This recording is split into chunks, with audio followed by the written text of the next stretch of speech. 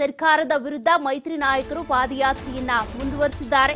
BJP JDS ಸಮರ ಮುಂದುವರೆದಿದೆ. ಇವತ್ತು ಶ್ರೀರಂಗಪಟ್ಟಣದಿಂದ ಮೈತ್ರಿ ನಾಯಕರ ಪಾದಯಾತ್ರೆ ಆರಂಭವಾಗಿದೆ. ಪಾದಯಾತ್ರೆಯಲ್ಲಿ ಕಾಂಗ್ರೆಸ್ನ ವಿರುದ್ಧ ಬಿಜೆಪಿ ರಾಜ್ಯಾಧ್ಯಕ್ಷರಾಗಿರುವಂತಹ ವಿಜಯೇಂದ್ರ ಗುಡುಗಿದ್ದಾರೆ. ಕಾಂಗ್ರೆಸ್ ಸರ್ಕಾರ ಹಗರಣಗಳಲ್ಲೇ ಮುಳುಗಿ ಹೋಗಿದೆ ಅಂತ ಗಂಭೀರವಾಗಿ ಆರೋಪವನ್ನ ಮಾಡಿದ್ದಾರೆ. ವಿಜಯೇಂದ್ರ ಅವರು ಪಾದಯಾತ್ರೆಯಲ್ಲಿ ಆಕ್ಟಿವ್ ಆಗಿ ಪಾಲ್ಗೊಂಡಿದ್ದಾರೆ. ಜೊತೆಗೆ ಸರ್ಕಾರದ ವಿರುದ್ಧ ಚಾನ್ಸ್ ಸಿಕ್ಕಾಗೆಲ್ಲ ವಾಗ್ದಾಳಿ ನಡೆಸ್ತಾನೆ ಇದ್ದಾರೆ. ಈಗಲೂ ಕೂಡ ಶ್ರೀರಂಗಪಟ್ಟಣದಿಂದ ಇವತ್ತಿನ ಪಾದಯಾತ್ರೆ ಆರಂಭ ಆಗಿದೆ. ಇವತ್ತಿನ ಪಾದಯಾತ್ರೆಯ ಸಂದರ್ಭದಲ್ಲೂ ಕೂಡ ಸರ್ಕಾರ ಅನ್ನೋದು ಅಂದ್ರೆ ಕಾಂಗ್ರೆಸ್ ಸರ್ಕಾರ ಏನಿದೆ ಹಗರಣಗಳಲ್ಲೇ ಮುಳುಗಿ ಹೋಗ್ಬಿಟ್ಟಿದೆ ಅಂತ ಸರ್ಕಾರದ ವಿರುದ್ಧ ವಾಗ್ದಾಳಿ ನಡೆಸಿದ್ದಾರೆ. ವಿಜಯೇಂದ್ರ ಅವರ ಜೊತೆ ನಮ್ಮ ಪ್ರತಿನಿಧಿ ಮಾತನಾಡಿದ್ದಾರೆ. ವಿಜಯೇಂದ್ರ ಏನ್ ಹೇಳಿದ್ರು, ಸರ್ಕಾರದ ವಿರುದ್ಧ ಏನೆಲ್ಲ ಆರೋಪ ಮಾಡಿದ್ದಾರೆ ಕೇಳೋಣ. ದೋಸ್ತಿ ಪಕ್ಷಗಳ 7ನೇ ದಿನದ ಪಾದಯಾತ್ರೆ ಇವತ್ತು ಸಾಗ್ತಾ ಇದೆ.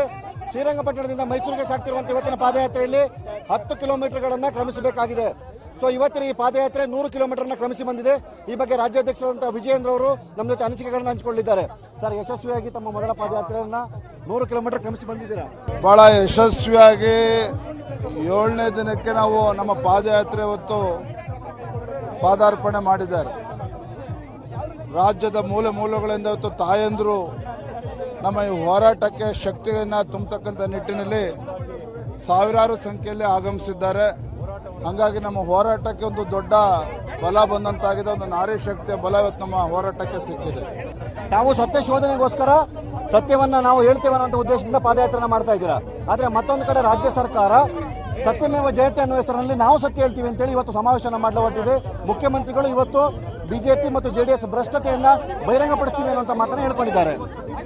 ರಾಜ್ಯದಲ್ಲಿರ್ತಕ್ಕಂಥ ಕಾಂಗ್ರೆಸ್ ಸರ್ಕಾರ ಭ್ರಷ್ಟರಿಂದ ಭ್ರಷ್ಟರಿಗಾಗಿ ಭ್ರಷ್ಟರಿಗೋಸ್ಕರ ಇರ್ತಕ್ಕಂಥ ಸರ್ಕಾರದ ಕಾಂಗ್ರೆಸ್ ಸರ್ಕಾರ.